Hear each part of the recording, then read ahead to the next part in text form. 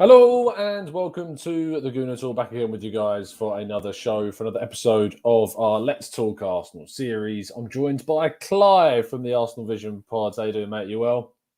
I'm fine, Tom. Happy New Year to you. Happy New Year to you. I know it wasn't the happiest of New Years for you, but now you're free. You're free now. I'm free. I got struck down by COVID, and being a man obviously affected me way more than anybody else. So I was struck down with man flu, COVID, but now I'm back.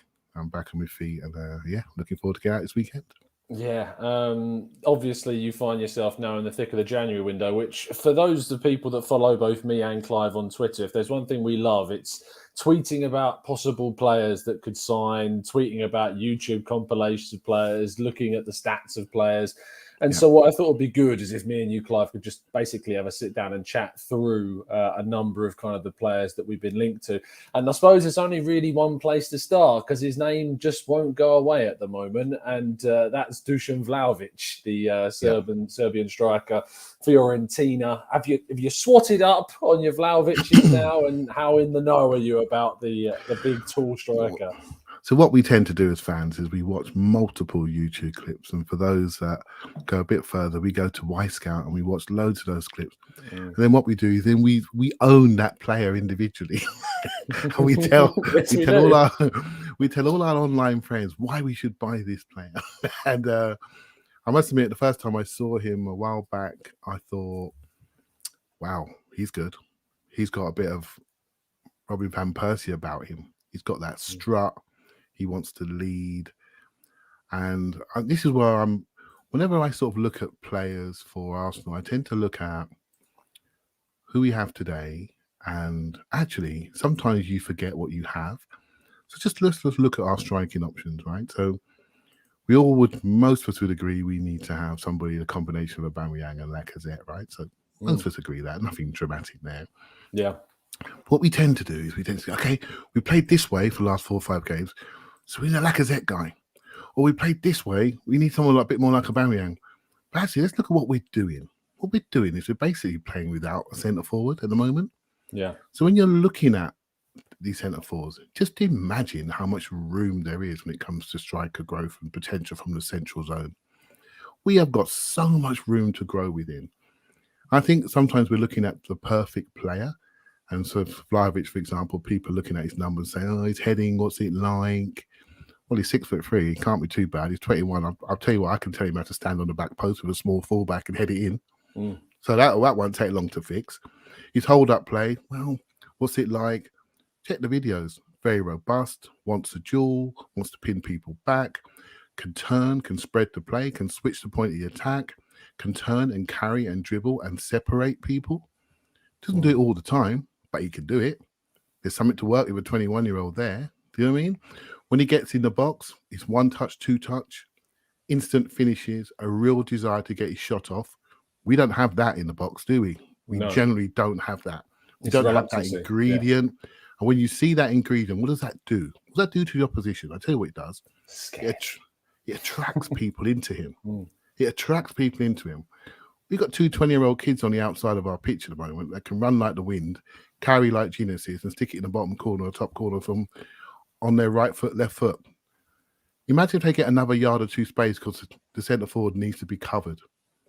So if you look at this, don't just look at the player, look at the potential growth to improve our offensive numbers. So like Tom, our lives have changed over the last month completely. What's changed?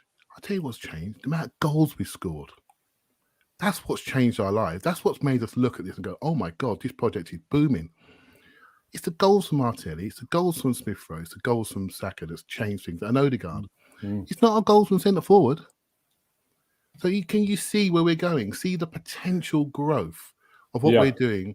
If we want to make that 20-point jump, that's what we're looking for, to be a real top 2 team. We've got to find 15 to 20 points.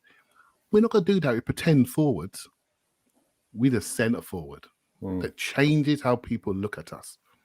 I think when you're assessing this, flip your head around and look at those YouTubes again and imagine what someone like that would do in our shirt, how it would enable those 4 youngsters we all know about to be even better and be even more productive and have targets to pass to, suddenly the growth and the ceiling of what we're doing just becomes greater. It's interesting you talked there about kind of the removal of our main centre forward, Aubameyang, and then leading to us scoring more goals. Lacazette got 3 assists in, I think, at the game against Southampton, Leeds and West Ham. I think that's where he got his 3 assists, and he scored 2 goals as well. Do you think that there's a risk that if you, say, take away the player that's dropping in and linking up the play, that you'll lose kind of some of the goal output from the players that's around? Because Vlahovic, whilst can link up play, he's not the type to drop in like Lacazette does. He's not the type to drop into that hole and link up the play around him. Yeah, well, he's a type that offers a different target, right? So if you're... Sorry, mate, I got a bit of a That's all right for that. If you are... frog in your throat. As Chris Davis would like to say. If you're thinking about your team, you have 5 guys that prepare the attack behind the ball, right? And you try to get your 5 channels populated, right? So when you're sitting behind the ball as one of those 5 people that prepare the attack, you're looking up. At the moment, you're looking up to 5'9" Lacazette, trying to hold off monsters, pin people back, turn around, either buy a foul or set the play to somebody else to go out second phase into wide areas. If you're looking there and you suddenly see 6'3" Vlahovic, you're going to get the ball to him. There's something for anybody that's played football, when you have a dominant forward who's a dominant athlete who can look after the football and cause stress, you cannot wait to get the ball to him. So when people say he can't link up the play, I disagree, because I've watched him link up the play. I've watched him fight people on the halfway line. I've watched him buy fouls. I've seen all of these things. And then can he continue to do it? Absolutely, I think he can continue to do it. And at 21, don't just look at what we have, but look at what we could have in 18 months' time if we were to get him, by the way. We're making those assumptions, right? We're getting excited. Yeah, of course. So, and I think he could be better, because now we can say to him, by the way, I want you to lay it off one touch and go. One touch and go. Can you flick it around the corner to a sprinting right winger in Saka? Or can you have, okay, you can't do that. Can you buy a foul to slow down the momentum to the other opposition's attack? I think he can do that as well as Lacazette, if not better. Why wouldn't he? He's stronger, he's bigger, he's faster, he's more physical. So to me, I don't see an issue at all. What do you make of the and this is where my reluctance with him comes in, is the ironic reluctance, it seems, on the other side of things to bring him in? Because whilst I've not yet to see a story about him personally saying he doesn't want to join Arsenal, what I do continue to read is that his representatives and his camp are simply just not entertaining the idea of him moving to Arsenal. Would that reluctance put you off signing someone like Arteta's spoken in the past? If it's hard to convince someone to join Arsenal, he's not really, or it kind of holds him back from committing to those players. Yeah, that's the one thing that sort of stops me from going completely mental about him. Yeah. Because basically, if you're looking around Europe, there's 3 or 4 forwards that are around 23 and under that we could all name. They're all excellent, and they're all at different stages of their development. They will take time to develop into our team. But you'd like to feel as a fan, because we'd all kneel over broken glass to play on that pitch, you'd like to feel as a fan that, these players want to do the same. But what I will say is, let's just think about this a little bit longer. When Bukayo Saka got into the Euros squad last year, some people were thinking, well, what's he doing here? Seriously, some people were questioning should he be in the squad? We all knew his talent, right? Yeah. Because we watch him every single week. Then he eventually got into the team and people are wondering about him. And then he started to rip it up, right? So now no one wonders about him. But the reason why people weren't sure about him was no one was watching Arsenal about a year ago. We were an irrelevance, right? And so what I noticed from Sunday, particularly against Man City, is that the world was watching that game. Everyone was watching what we were doing. And what Arsenal are doing now is starting to garner real attention. Not just in this country with pundits who've been asleep and think we're still the old banter club. We no longer are. We've got the youngest team in the league and we're playing proper, progressive, modern football. The project as well, like the potential of this what Arteta can get from this young team as well in the future. It's absolutely clear. You've got to be blind to see it. And because the fans can see it and the fans are like buying in. And so the whole connectivity in the club from top to bottom and the single pathway is there now. And so fans, when we lose a game, they're not losing their shit so much. Yeah. They're saying, you know what? I know why we've lost. I know what happened. We may have been immature. And the worst thing that could have happened to really kill this, Tom, is if we went out and got Coutinho today. Because I think people have been really disappointed by that, because they're prepared to follow this, but they're not going to follow this chip chopping around. If we're doing this and we're developing this team, we want to build our own superstars, then I'm all for it. I can take the odd Everton, I could barely take it. I can take the odd Everton, but I ain't taking it with Williams and Coutinho's. I ain't taking those people ripping money out of our club. I'm not taking that. So I think if you look around Europe and you're an agent of a bright young player, this Arsenal project is quite new for you, and you're looking at it for the first time. And playing Man City and playing like that, if you're a young player, you're thinking, you know what? That's not a bad place to be. Look at all these young players getting a chance. Look at how they're playing. I can see my role. And I think that's what's changing. So I'm hoping that the Vlahovic stuff that we're sort of out there, sort of saying we're not sure about it. It's easy to want to go at Juventus if you play in Italy. Why wouldn't you? But there's more than just one place to go. And I hope that will get through to him soon. I hope they do find. I hope that there's the offer and the project that's available too and can come through. I'm going to jump into the chat box, Clive. Do you want to go grab a drink? I'm going to give you opportunity. Do you want to go do that? Or yeah, that's all right. I'll jump into the chat. Okay, let's jump to Lewis, who says, I haven't seen enough of Vlahovic, but Ramsdale was just clearing on a long ball for Sheffield United last year. But he can spray it with the best goalkeepers out there. Who is to say that he can't drop deep if asked to? It's something interesting that I noticed with Pepe is that we kept on trying to clear the ball long to him at times on the right wing for us. Obviously, Saka's not going to be able to do that. Pepe has this ability to magnetise the ball to him on goal kicks, and he wasn't wildly effective at winning it all the time. But do you think that if we have that kind of key figure up front, that Ramsdale's accurate long kicking is something we can feed off with either him or a Calvert-Lewin or a Isaac, someone of that height can actually add to our game? So, if you look at the way we exit, sometimes we exit out to Tomiyasu, didn't we, on the right-hand side? We did exit out to Pepe. We saw the 6-yarder to Martelli right on the touchline at the weekend. So having another exit, again, if you look at the group of players that we have, we don't have a 6'3" player that can play back to goal, that can run in behind, that can shoot and carry. We don't have that player. We don't have that player that when Kieran Tierney gets into the wide areas, he flashes crosses across. What he does, he flashes the ball into space and we win the race to that ball, right? We don't have somebody that says, by the way, I'm putting it in there. I'm not saying his heading numbers are brilliant, but I'm putting it in there and he's got a chance of beating you physically in a duel in the box, right? So we don't have to build a perfect play. And so because of that, they have to respect the wide areas. They have to double up in the wide areas because we're going to have that central presence. If you double up on the wide areas, there's a space for combinations. There's space for more people to make runs in the box. You open up and you enable different ways to attack. Another thing to think about at the moment, we're not being massively respected, or that's changing. So we're building up through the thirds, through our back five. The back five has been transformational to how we play, right? Yeah. Into pie, out. We can all see the patterns in our mind. But as we get better, what will happen is that teams will say, you know what, I don't fancy being played through by them lot. They're pretty good. So what I'll do is I'll drop to a mid-low block. And now suddenly Vlahovic is nearer the goal. And last time I checked his YouTubes, when he's near the goal, he's quite good. So a little bit. He's quite good. He's quite decisive. He's quite instant. He's quite powerful. He's good at spinning away from defenders as well and creating his own space. And creating fouls, creating the next pass. So you have to project to where we'll be. So right now we're being pressed and we're playing through and we look quite nice. When we get good, people are going to sit away. When we sit away, we need a different human being at the tip of our attack. We need somebody that can take some of that physicality, is happy around the box, is not afraid to go where he needs to go to get the one-touch finish.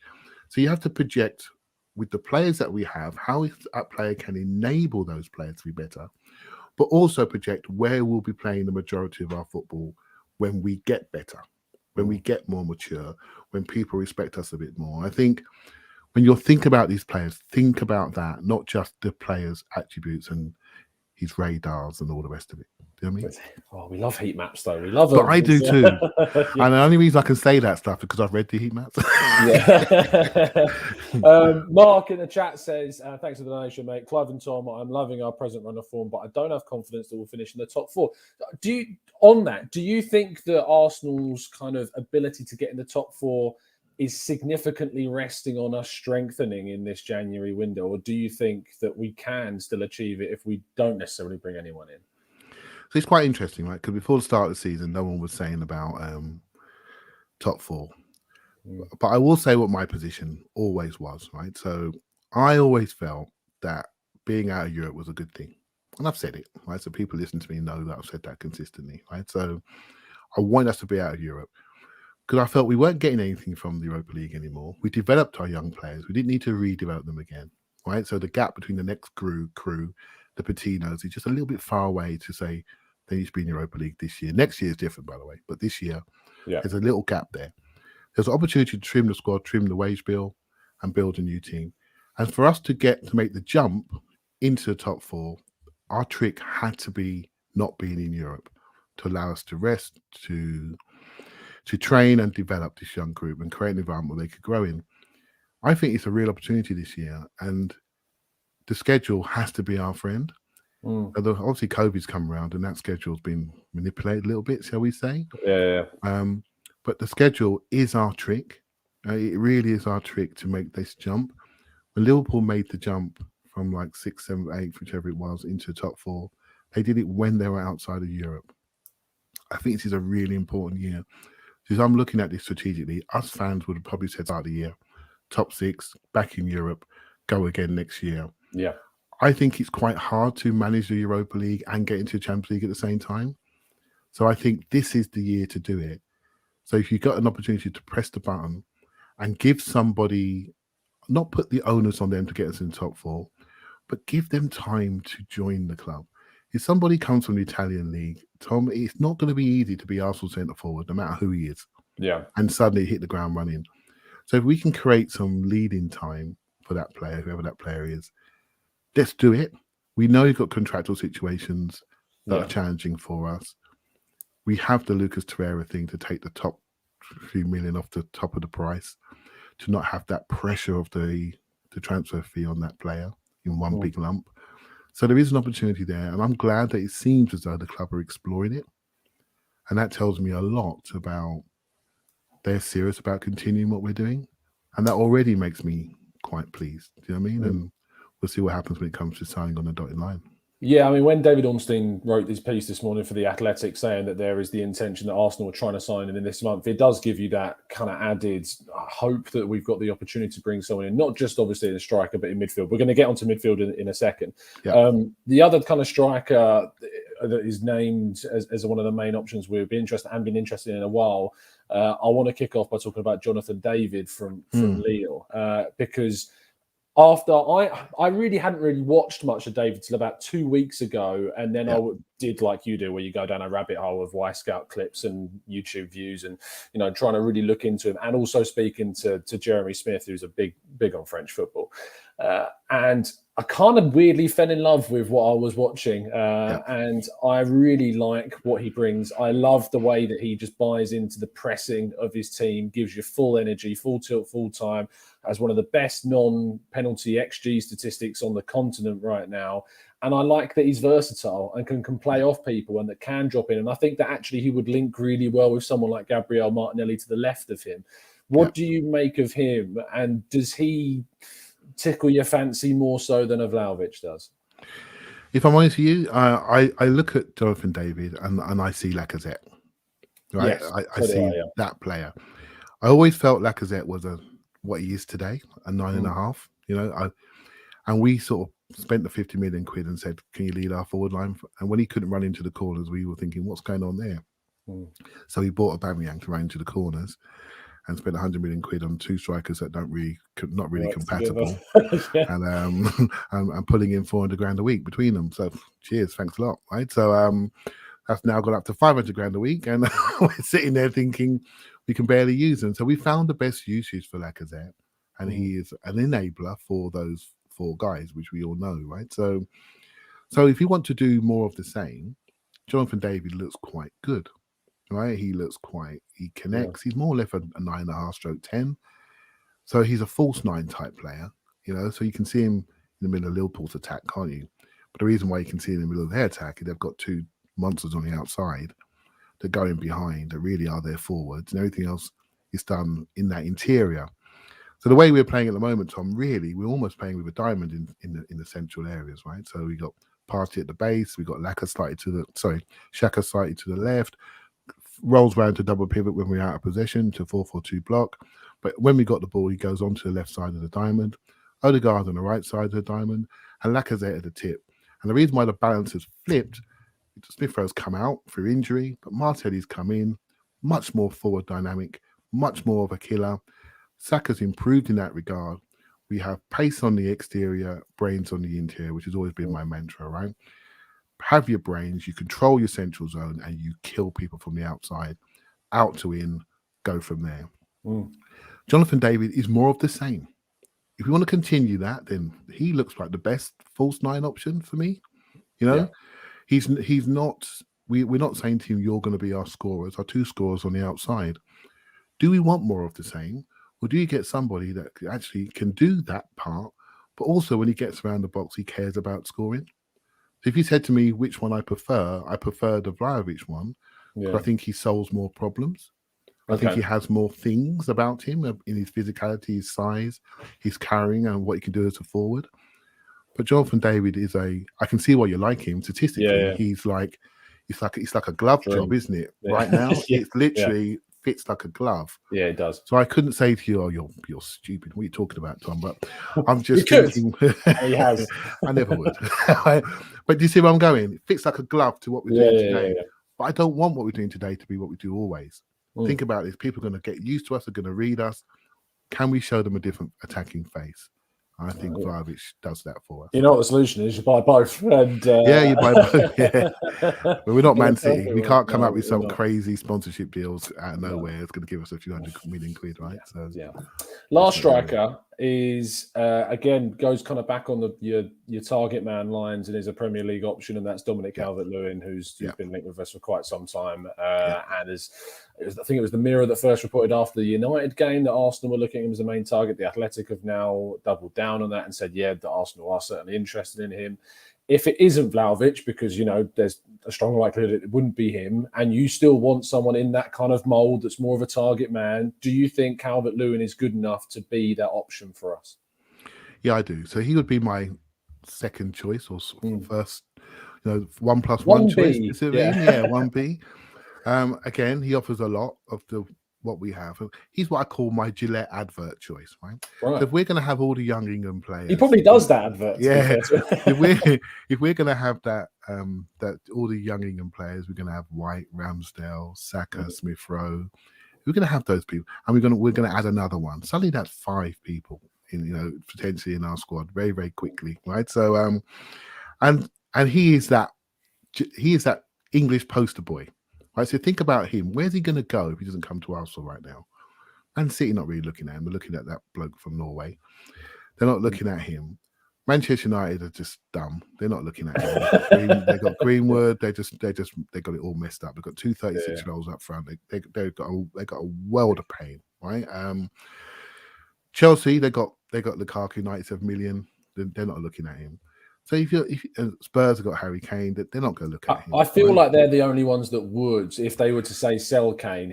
Where would Kane go to? Yeah, well, the obvious answer is City, but if they're going for Haaland, then you're never going to go for Kane. If you're City, why would you spend 100 million on a 29-year-old that doesn't really run around, right? So it's just crazy. What you're saying makes sense, and yet I see other things happen in reality. Yeah. Right, so I see Kane signing a contract, and so I had a conversation with my son the other day, actually. But Calvert-Lewin, he needs to get out of there quick because he'll end up being the Stan Collymore to Alan Shearer. Stan Collymore is a very talented forward, didn't quite a few things off the pitch, wasn't right in the right club, was always behind Alan Shearer because he was a golden boy. Harry Kane's a golden boy. The only way you change that, son, is by getting yourself to a golden project like Arsenal. Get yourself in there and start doing it. When you start doing it in London, it's the media, I'm afraid. You know how this goes. If you start doing it in London, you've got a chance of moving him out the way. If you don't, you're going to earn money up north, and your career is going to plateau, and you just wait for your next injury. So he needs us as much as we need him. So I like the idea of it, Tom. The English project and the Gillette adverts. I like the idea of it, and I know what he can do because I've seen him do it. Whereas Vlahovic, I've seen him do it. I've watched one live game against AC Milan the other day where he looked really good. And so I've got a good feeling about him, but I haven't watched him every single week. And none of us really know what he could do on a week-to-week basis, right? So that's where I am on that one, mate. The other area, obviously, is midfield. That, for me, looks the most likely January acquisition that will be made. I mean, Arteta in his press conference today says that they're looking to move in that area because they're so weak after letting Maitland-Niles go. You're left with Xhaka and Lokonga, and that's it. And unless they're planning on going to a single centre defensive midfielder in front of two number 8s, which I don't really see them changing at the moment with the current system we've got, it's going to be 2. And so therefore you need to buy someone. Now, the one that genuinely I like him so much, he's in my dreams at the moment, is Bruno Guimaraes from Lyon. I can't get enough of this guy. I love watching him play. He just dominates games, and he manages to do something that I don't see many other deep-lying central midfielders do, which is get not only 5 assists from that position this season, but he's so direct and so confident with his passing and so accurate with it into the final third, into the box, that he basically becomes like a deep 10. It's one of the weirdest things I've seen, but I see that in him, and I just look at him for my money as the best midfield option. But tell me I'm wrong if you want to. No. So what are we doing in midfield at the moment? So we tend to be 4-4-2 off the ball. We tend to be 4 diamond 2 on the ball. That's what we tend to be, right? So that could change. And I'm not so fixated on formations as I used to be. I look at roles, right? So it's obvious that Partey's developing into that central pivot role, right? So that's who he is. He's the one that the most trustworthy. He's the one that can see around corners, that we trust getting the ball when people are coming at it from different angles. So he's going to be that player regardless, right? So the guy next to him, what does he need to be? Right. So when we're under the gun, he needs to be part of a double pivot. Well, Guimaraes can do that. He's played Tinker pivot before, hasn't he?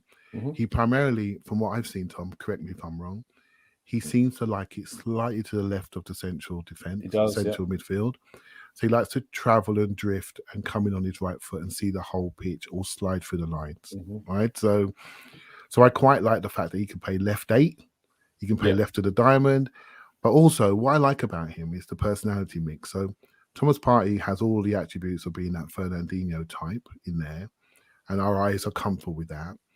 But the guy next to him, I think, needs to have the personality to say, well, if we're blocking off Partey, the guy next to him, can you run our attack?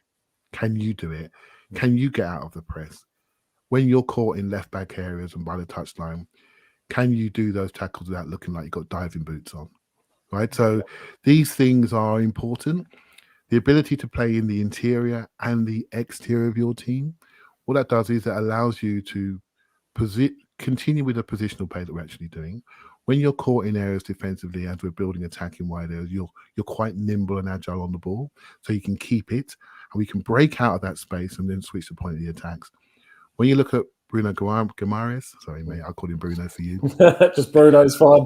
When you look at him, he's got his personality that says, give me the ball, give it to me, quickly, I can do something with it. I know my next pass is in, out, quickly, gone. Right? So we talk about the forwards that we have. As soon as they get certainty of service and the ball's coming to them quickly, they're going to move. They're going to run. So when you see a YouTube with him passing through the lines, that's great. So he can pass, great. But those forwards need to know the ball's coming, so they make the proactive movement early. Yeah. His ability to manipulate the ball quickly and then get it out tells me he understands what midfield's all about. It's a war in here. It's a battle in here. I've won it. I've got it. I'm going to give it quickly and with accuracy and with a level of pass appreciation, shall we say. The ball's a nice, friendly ball for the intelligence. Yeah, so he has that. So when I look at him on the clips I've seen, I see a player comfortable slightly in the interior and on the exterior when he has to be. But I do see a lot of small space ability. So I see a lot of the clips where he goes in, The ball's dirty. He cleans it up, comes out, and he's still got it. And we've got the ball. We're off and running. What I don't see a lot of in the clips, Tom, is when we're running backwards on the defensive transition and his ability to move and travel and track and harry and catch people up. So if I'm looking he's at not a Kante, that's not what he is. He's not a Kante. So defensive transitions, I'll be saying, okay, that's a little bit of a worry for me, right? It's a little bit of a worry, but maybe we just do what City do, counter foul at the top end of the pitch, right? So we don't allow defensive transitions. So I'm looking at it, I see a small space technician and a midfield playmaker from the deep areas, but my defensive side on the bigger space transitions, I'm to be convinced. But so what? Do you know what I mean? We've all got weaknesses, haven't we? Right. So that's what I see there, mate, if I'm honest. The thing with Thomas Partey is when we signed him, I looked at him as the midfielder that helped us bridge the gap between us, dropping points every single time we went away to the top six and getting points. Guimaraes, I look as kind of a good balance because I feel like he's the guy that takes Xhaka to the next level. He's the guy that isn't making those silly mistakes against Burnley and dropping points, isn't diving in for tackles. Don't get me wrong, he's got attitude. Like he doesn't like being shoved off the ball. He gets involved with the scuffles and all that. But he is the person that takes Xhaka's game he's one step up or could be two steps up from what Granit Xhaka is. And it's that I think with Partey finds you the balance. And then you've got Sambi Lokonga coming through who can play either as, your single six or he can play in a pivot. And the idea of having a midfield three, if you wanted to say switch to a three, and it would mean, times where either Smith Rowe or Erdogan isn't available, or you want to play one of those two in a wide area, that you can play Sambi or Guimaraes as a single six, but they're both good enough that you could play any combination of Partey, Sambi and Guimaraes all together and have a very, very controlling and kind of metronomic midfield for Arsenal. Totally agree. So again, for your listeners and viewers, think about this, right? So we're sort of pinned with En-Nesyri. We're pinned by looking at his attributes. He can only do one thing, which is playing that central area behind the ball, just about get there, carry it too long so all the spaces are closed, and then lend it to somebody, then get it back, then just about move it out the other side. 2-3 touches. By then, the other team has shifted over. And so we end up playing the horseshoe football because his ability to move the ball quickly and travel and penetrate isn't there. So we're sort of hamstrung. We're going to be hamstrung by somebody not having all the attributes. Make it be a Xhaka who has a sense of responsibility about him. He's a glue guy. He's someone who makes other people better. Trust me, when he was going in for that foul the other week against Bernardo Silva, we all had a sharp intake of breath when he was caught one-on-one in space. So we know what the problems are. Let's not pretend we don't know what the problems are because we all do know the problems. But he does a lot of good things to enable other players, and I will not ignore those things. And so, but we all know there's an upgrade opportunity here. And so Bruno seems to be that type of player that could do it, could cover a lot of the stuff we do offensively. Maybe not quite as good defensively on the transition, but in one-on-one duels, I think he's better. I think he's more agile. I think he gets under people a bit more. Once he's to the pitch of the ball, I think he's better. So if he's caught in wide spaces, I don't think I'd feel so scared. Do you know what I mean? And so I get why you like him. I like his personality. He runs teams. He runs areas. And I quite like that. We want more people with personality that want to run the game. And he's definitely got that. Protagonists is what we've been lacking for a long time. Not just leaders in the sense of telling the communication of that, but leaders with their own performances in every department. And I think that in defence, Arteta's transformed that. You've got a leader of a goalkeeper with confidence coming out of his ears. You've got Tomiyasu, is one of the most disciplined and consistent players I've seen pull on a red and white shirt. You've got Ben White and Gabriel who just can play out from the back and they kind of play off each other really well. And, neither of them want to play it to the fullback, which is something that when I listen to Tomiyasu talking about why Ben White doesn't really pass to him, that really hit a tone with me in the sense that it's absolutely like you've got a square that you're either working to with the centre backs, which is the two centre backs and the two central midfielders trying to play direct and then play into triangles where you play it to the centre mid, who then plays it to the fullback, not the centre back playing it to the fullback and putting them under pressure. It's about creating that space, and that was all shown in that goal against Southampton that Lacazette scored, where you played it out that way. The other midfielder that we've been linked to is Mattias Svanberg, who I know is pretty unknown for most people, the same as Tomiyasu was at Bologna as well. I've watched a bit of him, not loads, but I like him. I like what he does. He's a bit more offensive-minded than Guimaraes is. He's more of your 8 than he is your 6. How have you seen much of him, and what do you like about him? Yeah, I have. So just as you're talking about centre backs, can I just add on that, Tom, for a little bit? I think just for your listeners, I want them to know how important the signing of Ben White and Gabriel has been for us. For me, they have transformed how we play because they can control the game from the back end of the pitch. When the ball is with them and the introduction of Ramsdale, we now are starting our attacks in different ways. So we've literally got playmakers back there now, particularly the goalkeeper and Ben White. If you look at Ben White's progressive numbers, they're not great. But the reason what he does is he gets the ball, he gets it back, set back to him, he either carries it out or gets set back to him, and he fades the ball over the top into that right-hand channel for Saka to run onto. He doesn't always hit the mark, right? It's the most difficult pass in the game to backspin it in behind people. But what it is doing is making us play in the areas we want to play in. So trust Ben White by how comfortable we are, by where we're playing, how progressive we're playing. His numbers will improve as we get better targets for him. But trust me, he is the technical leader from the back end of the pitch, which puts less onus when people want to mid-block us and block our centre mids. And they say, you centre backs, you have it then. Well, our centre backs are quite comfortable having it. I think that's very important. We weren't getting that with Marie and Holding, I'm afraid. And so that's why we've been transformed from the back door there. So moving on to Mattias Svanberg, I didn't know anything about him, and I did my bit. And actually, I quite like him. So let me give you my reasons for liking him in the first place. I have this thing where I get worried about transfer fees. I think when we have a transfer fee that's quite heavy, people's expectations are very difficult to manage. Right? So this is my worry about Vlahovic, about Isak, about all of them. I almost want somebody that doesn't have the 50 million on his back. I mean, Thomas Partey is a wonderful player. He hit 3-4 games of bad form, and everyone was wondering, are we going to be stronger when he goes to the African nations? I mean, that level, just because he cost 45 million quid, that expectation is suddenly quite heavy.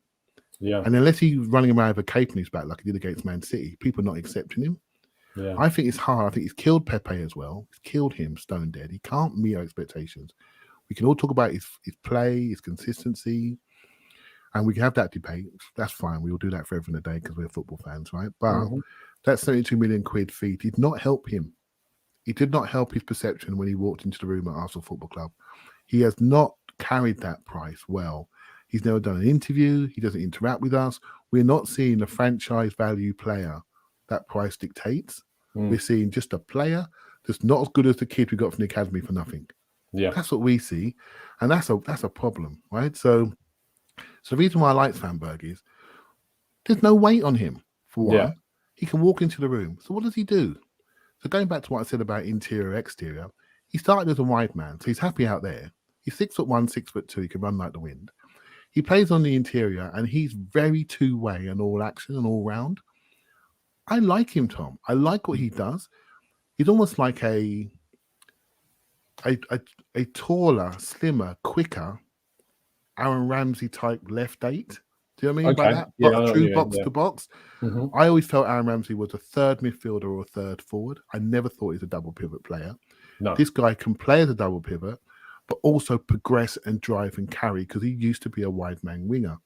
So he brings something new. So if someone said to me, we're getting him, a bit of me would breathe a sigh of relief because I want these players to succeed. Yeah. I want them to have the environment, the serenity of the environment that allows people not to judge them because they cost 35 million quid. You know, I think that's really important. So I love Bruno. I love Svanberg. It wouldn't bother me which one comes as long as they want to be here. I think that's very important. But I quite like what they both bring. But I know one would come in with less expectations, almost like the Sambi expectations, the Tomiyasu expectations, even Ramsdale up to a point, you know, apart from I thought the price was a bit heavy. And what did we do? When the price was heavy, we killed him before he even arrived. Yeah. Ben White, we killed him before we saw him on the first game. That's not 50 million quid. It's hard for these young men to carry that weight. So as long as Arsenal are really aggressive with the transfer fees and the deal that we have, I think it helps with us to accept they need time to develop. Let's jump into the chat box for the last 20 minutes of the show, or 15 or so minutes of the show, and we'll take some of the questions that are jumping in. Anne says, if we can only get one player this window, would you rather go for the Bruno or any other central midfielder, or Vlahovic or any other striker? I would go with the striker. But I think that there's an opportunity with Vlahovic that may not be there in the summer. Mm-hmm. There's opportunity now, given the relationship we have with them. There's an opportunity there. I would go for that. And I'll go back to what I said earlier, Tom. Goals have transformed how we feel about the club. It has. Lacazette has done great. He's 106. He's the oldest 30-year-old in the history of mankind. He's blowing after 65 minutes every single game. All it needs is a car strain and we're in problems. We're relying on Eddie Nketiah, who's in departure lounge, looking out the window, looking for his next contract. Mm-hmm. And Aubameyang, we don't know what we're getting there. Right, so I do think there's an issue at the striker position that's pending, that's really pending, and we should not be asking Smith Rowe to pay false nine every single week, and that's where we are. So we've got a problem there. So you said to me, which one? I go for the striker one, because I think we have an opportunity to shortcut the project, but also we have problems which are well signposted for us in that area. Liam Fennelly says, do you think there's any chance Arsenal will give Wilshere a short-term contract to the end of the season? Well, I just saw on the comments fly through that Son is out for a month. He is. Yeah. Did you not know that? I did not know that until I saw someone he's out for a month. Yeah. So did that. London derby for Son. Yeah. So that's how quickly things can change. If that's Granit Xhaka, then we're all thinking, crikey, we've got a problem here, haven't we? Right. So what will we do to fix it? Would you go for Wijnaldum, which I think is another, if nothing happens in centre mid, that's a smart move. Yeah. Somebody Premiership ready. They can do all the roles. You can do 6, 8, and 10, right? You can do all the roles in there. So for 6 months, that makes a lot of sense, particularly if there was rumours of El-Neni to Galatasaray, if Maitland-Niles goes to Roma, which I think is just about done. Then you're thinking, hold on a minute, do I need to protect what we're trying to do here by making sure we have that fourth person in? So that would make a lot of sense. But for Jack, I don't quite see it. I think he's fit. I don't think he's Premier League fit. No. There's levels to this. It's just about how he moves, I'm afraid. His body has just changed. His side of his legs, what he can do, how he can move across the pitch has just changed. And I don't think he's Premier League ready any longer. That's my opinion anyway. I just think when you've got players out there like Svanberg available for 15 to 20 million euros, it begs belief why you would give him a contract instead of doing that. Yeah. Matt Thornton says, Clive, going into next season, who's your centre-back partnership if Saliba stays? Yeah, so the two we have now are my centre-back partnership because they're proven it so.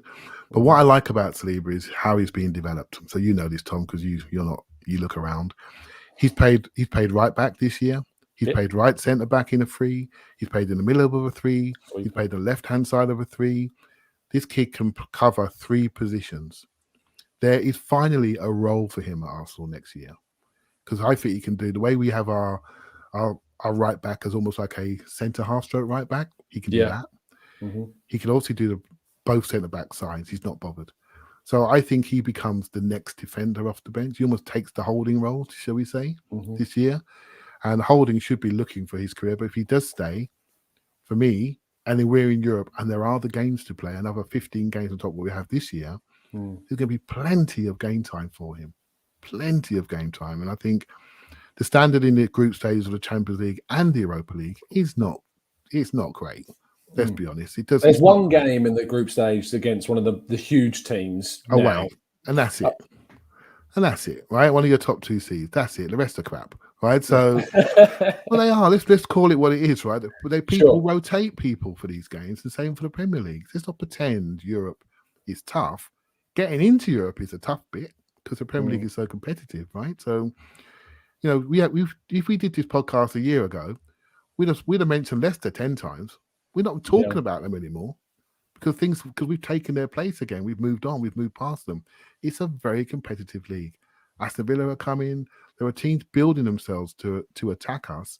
So we need to build our fortress accordingly, right? So So yeah, I think if Saliba stays, and recommits to the club, he has a role. And he's the type of defender that we absolutely have invested in recently. And he fits the mold. He can carry, he can defend, he's happy on the ball, he can drive, he can pass, and he's a big unit. And he can look after people in one-on-ones in wide spaces, so we don't have to defend near our box. So all good, all good. Salondine said in the chat, how many strikers do you think we'd in the long term? And the reason why I asked this, because obviously we're talking about bringing in a one striker at the moment, Vlahovic, but Lacazette's going to be out of contract and Nketiah's going. Aubameyang's future is who knows what. You've got Balogun coming through. I think the obvious answer is yes. Like, we'll need to bring in another striker on top of the marquee. My question, though, is like, when I joked earlier on about saying let's also bring in Jonathan David, and you say we're not Man City.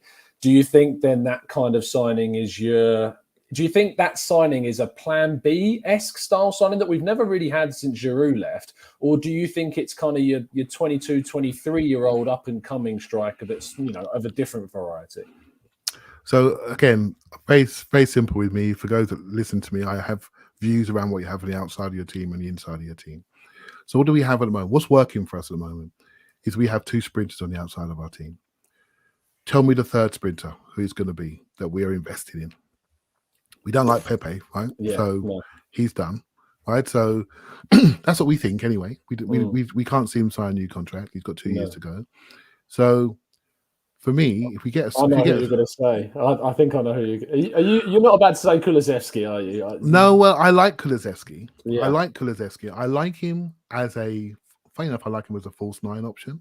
Yeah. Has he played for Parma for quite a lot of that season? I would have him ahead of Jonathan David as my false 9 option. Oh, that's really interesting. Okay. Because I like people that when they turn around, they can do something with it. I like wing forwards. Van Persie was a wing forward. I like wingers who could turn into forwards. Do you see what I mean? Yeah, I know. Look at Kulusevski. He's not going to be on the outside of your team for too long. No. He's going to be a centre forward. He's going to be a 1 of 2 or a false 9. That's what he's going to be. So I quite like him.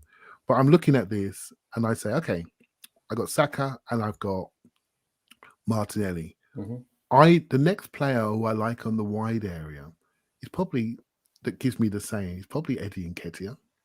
Okay. And I can see why Arteta wants to keep him, because he can play down the middle, he can play wide. And I can see why he wants to keep him.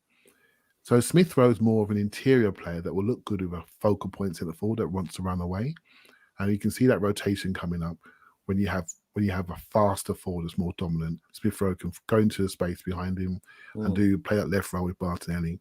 But right now, if you said to me, one striker, yes, but I'd be looking for a faster wide man, a real sprinter that allows us to retain the balance. So we can do what we like in the interior, whether it's false 9s, 2 midfielders, but our goals and our penetration comes from the outside. And so right now, without Saka and Martinelli, I'm not sure who that player is. It's not there. Just based on, I'm just trying to think of now targets and that possibilities of players. The one that springs to mind that we've been linked to is Noah Lang, the Dutch guy playing for Club Brugge. Rapid, can play wide, because also played in the middle. Just get my head around it. So you want someone, obviously, that's a wide player, wide forwards, that's rapid, but has also got the potential, if we need him to, say we're light, we've got injuries, that can play as a centre forward as well. I think if we had a wide forward that was rapid, if we had to bring Martinelli inside, the world doesn't end. Do you see what I mean? And that's what I'm thinking about. So the guy, I'm going to get his name wrong, but he's been linked to Liverpool recently. His name's Diaz, the forward for Porto. Yeah. Is he Colombian striker? I think so. Somebody will come up in the chat. Luis Diaz, yes. Right? Yeah. So I was looking at him recently. Statman Dave put me on him. Colombian, put me on a video of him. And I looked at him, I thought, okay, now you're talking. You're talking a wide guy. You don't want another post-up centre forward. You don't want another false 9. You want somebody that can score from the outside, right? And I think he's a left winger with a right foot that inverts and smashes the ball in the top corner and absolutely runs like the wind, right? So Liverpool are looking at him to take out Mane. I can definitely see why. You know, so if Liverpool are looking at him as a wide forward, he'll do for me, right? So I had a good look at him. I like that profile of player. Does it have to be him? There's another player that playing out of Holland called Cody Gakpo. Yes. 6'3", wide player, strong, can hold that side. The way you score now, for me, is in the half space. So having these wing forwards that want to score from there is where that's where people can break. That's where people can break from. That's where you get your second phase from. That's what the better sides are doing. Your scorers on the outside of your team, right? So yes, we need a centre forward. We definitely do. I don't think we need 2 post-up merchants. I don't think we need 2 central forwards. But I would like to see another wide man come in with real speed to give us the balance. I really hadn't looked at it that way, so that's opened things up for me because I just didn't, because I don't consider Martinelli ever a centre forward. Like, I don't like him as a centre forward. No. I love him on the ball. When you're a striker, you're not getting the ball regularly enough, and Martinelli needs to be wide left for me, and he needs to develop that game on that side because you can see it just exploding in the future. Yeah. I can see a lot of people saying Sterling in the chat box. Yeah, and the guys that, you know, I love Raheem Sterling. I love him. I think we've got the new one in our club, so it's not a problem. Yeah. And if we were to get Isak, by the way, that's how I would use him. I'd use him as a centre forward, but I'd also use him off the left. Yeah, I would say, well, you know, he's Jonathan David can do that as well. I think he's. I don't see the legs. I don't see the legs. But you know what, Tom? I've got some work to do there to research him. I'm not where you are with him. It does, to do this properly. It takes a bit of time. Do you know what I mean? To do it properly, and so I'm not there yet. So I'm not going to kill him. But I like Isak again, a carrier, wing forward, 6'4", carries it, dribbles, 2-footed dribble, banging shots, can play that left role. Can play off the left side and be our left-sided scorer, but could also be the centre forward. So you see where I'm going, didn't you? Interior, exterior. That player, I like my speed on the outside of the team. I like my brains on the interior of the team. That's how I look at football. There is one other player that I'm trying to remember the name. Is it Jeremy Pino, who plays for Villarreal? 19-year-old, right winger, really exciting young kid coming through. He's only got 3 goals this season, but he's, as I say, he's only 19 at this point in time, and he's someone I think people should keep an eye on for Villarreal. Did he play against us? Was he the guy that came off the bench? And I thought he came off the bench for Chukwueze, I think it was. Yeah. And I'm thinking, well, at last we got Chukwueze came off. And the guy that came on was better. Yeah, that was him. That was Peter. I think that was him, wasn't it? Yeah. He's one to look out for in the future, definitely. I mean, Spanish football we've gone through a whole golden generation, and there's another one coming through with Pedri and Gavi and all these youngsters. So, and obviously Ferran Torres going to Barca is going to be interesting. Any player, just to round things off, Clive, any player that you feel we haven't mentioned that you would feel like you'll come off the show and go, oh, damn, I wish I'd said that player's name? I try not. I've grown up a little bit, Tom. I try not to fall in love with every single transfer rumor that we have, just a majority of them. I've mentioned most of the players that I sort of like.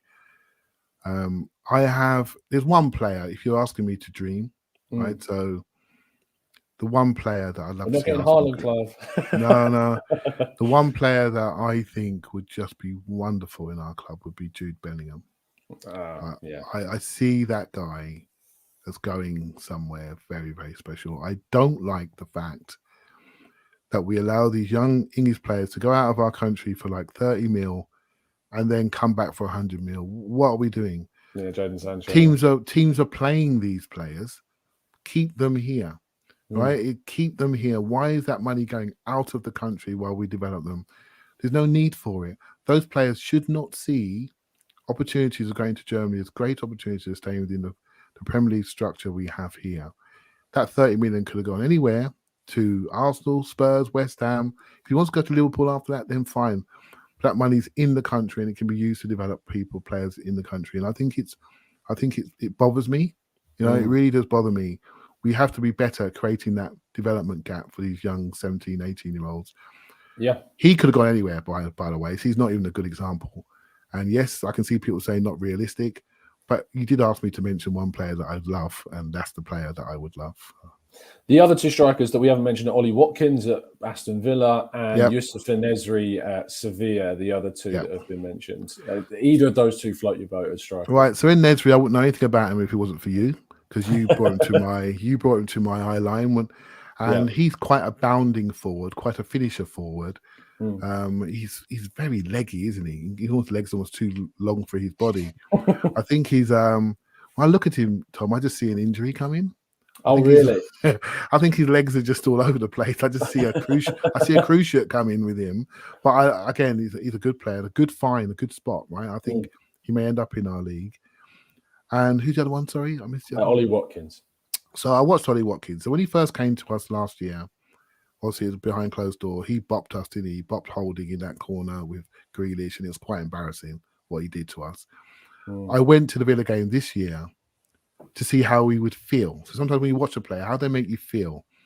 I didn't feel the threat. I didn't feel the same threat at all. I thought Gabriel smashed him early, put him in his pocket, sent a message. He tried going long. He tried going short. I felt we handled him, mate. I felt we handled him really well. And I want to be scared of forwards. When I see Calvert-Lewin running against us, I get worried. When I see Richarlison running against us, I get worried. Do you know what I mean? Ollie Watkins didn't worry me. You know, and I thought, so I switched off on it a little bit. When he was at Brentford, I liked him. He was a side-foot merchant. A lot of his goals from the 6-yard box. I think he's a make-do option that doesn't quite take us to the next level, in my humble opinion. There is two more quick ones. Ivan Toney at Brentford and Darwin Nunez at Benfica. Right, let's do these, right? So, because I know these two. So, unlike Jonathan David, I can go a little bit heavier on these two, right? So, Ivan Toney, right? So, there's a lot of people out there that quite like him at the moment. So, I had a good look at him.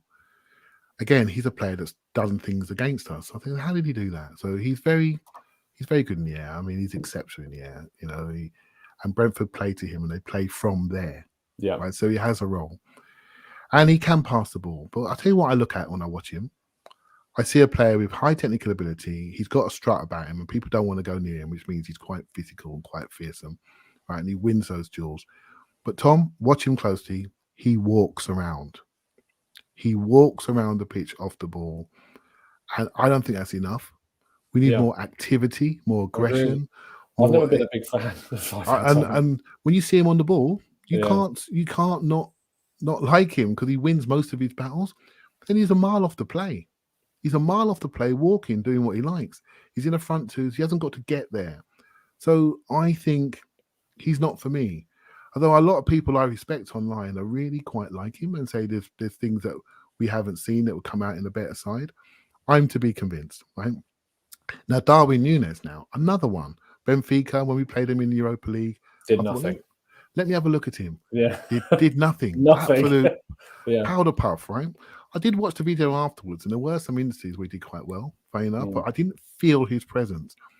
But you watch him this year, and you watch his clips, and if you're writing it down, what we need on paper, and you watch his clips and forget the league he's playing in, who he's playing for, mate, that's a profile fit right there. The price would be better, but I'm just not sure of his level for me to say that's the guy.